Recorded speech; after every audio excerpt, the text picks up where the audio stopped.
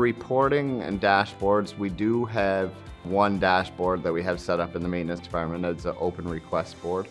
So as they come in, I have all the maintenance team as part of the requester notification group. So the email will come in, but the TV shows them the picture, they can dive into it a little deeper, right? So that's our main dashboard. We don't track too many KPIs as of right now, but that's something we're gonna look to do in the future.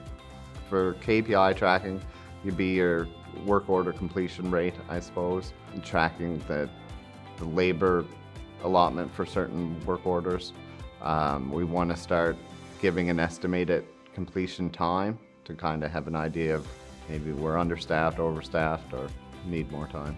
I would say quite a bit of cost savings, just by the way you track certain things and the way you're able to allocate different costs to assets. Our maintenance department is we're almost like a contractor for the company, the way we bill out individuals' labor. So it tracks and able to save some money there. It's having the different suppliers in the inventory side gives you a way to kind of track the cost of your purchases.